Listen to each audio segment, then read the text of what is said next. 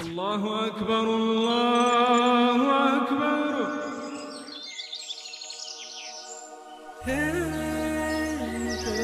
ভোর 5টা থেকে 6টা বাজে।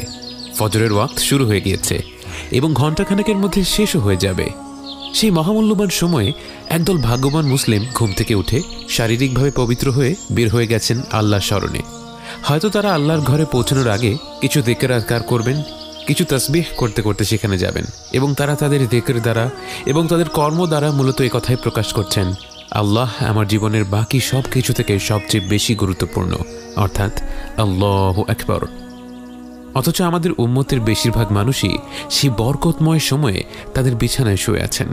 এমনকি যেসব ঘরে মায়েরা অথবা মা বাবা দুজনই ফজরের নামাজ পড়ে থাকেন, সেই ঘরগুলোতে গেলে দেখা যায় তাদেরই সন্তানেরা তখনও যার যার বিছানায় ঘুমোচ্ছে।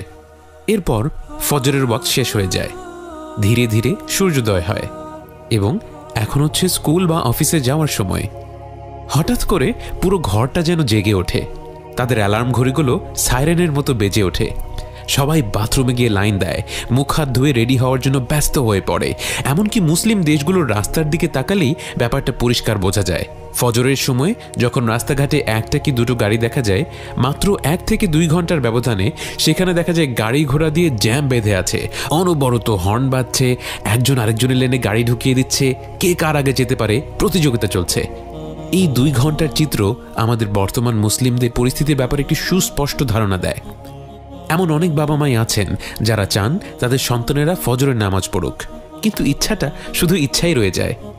এর সাথে তুলনা করে দেখুন, যদি আপনার সন্তান স্কুলে যেতে মাত্র কয়েক মিনিট দেরি করে, তখন কি হয়? সাথে সাথে ঘরে টেনশন বেড়ে যায়। বাবা মা ঝড়ের বেগে সন্তানের ঘরে ঢুকে তাদের উঠিয়ে দেন, চারিদিকে হুলস্থুল কাণ্ড আরম্ভ হয়ে যায়। এই অবস্থায় বাচ্চা স্কুলের সময় মতো পৌঁছানোর জন্য যা কিছু করা লাগে বাবা মায়েরা করতে প্রস্তুত থাকেন।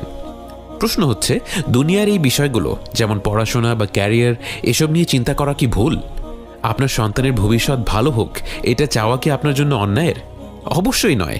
বাস্তবে আপনি নিজের পায়ে দাঁড়াতে চান, সমাজে বোঝা হয়ে থাকতে চান না, এটাই হচ্ছে ইসলামিক, এটাই আমাদের দিনের শিক্ষা।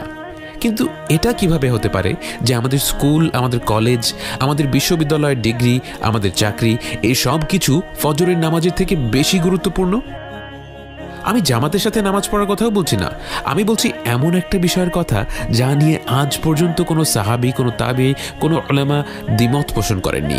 আমাদের 1500 বছরের ইতিহাসে কেউ কখনো বলেনি যে ফজরের নামাজ ফজরের ওয়াক্তে না পড়লেও চলবে। প্রকৃতপক্ষে ইবনে হাজম ও ইবনুল কাইয়িম রাহিমাহুল্লাহ বলেন, জেনে বুঝে কোনো নামাজ তার ওয়াক্তের মধ্যে না পড়াটা হচ্ছে সবচেয়ে বড় পাপ। সবচেয়ে বড় পাপ মানে সবচেয়ে বড় পাপ। খুন থেকেও বড়, চুরি করা থেকেও বড়, মদ খাওয়া থেকেও বড়, জিনা করা থেকেও বড়, নিজের পিতা মাতার সঙ্গে খারাপ আচরণের থেকেও বড়। আমরা সব মুসলিমরা কি ব্যাপারটাকে এভাবে দেখি? আমাদের সমাজে আমরা স্কুলের জন্য অ্যালার্ম সেট করে রাখি, কাজের জন্য অ্যালার্ম সেট করে রাখি, কিন্তু জেনে শুনে বছরের পর বছর ফজরের জন্য অ্যালার্ম সেট করে রাখি না।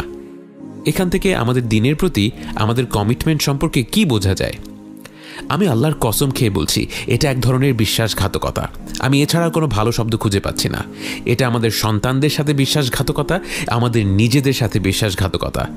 এটা কিভাবে হতে পারে যে আমি অফিস যখন শুরু করি, যার উপর নির্ভর করবে আমার বস আমার ব্যাপারে কেমন ধারণা রাখেন, আজকে ফজরের নামাজ থেকে বেশি গুরুত্বপূর্ণ, যেটার উপর নির্ভর করে আমার রব আমার ব্যাপারে কেমন ধারণা রাখেন।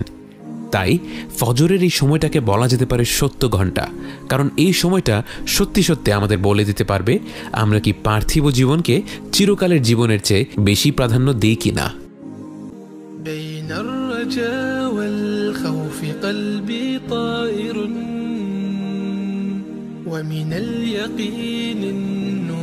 بيض جوانحي فوق السحاب يطير حرا مدركا نسمو كماله للكون وجه آخر نحيا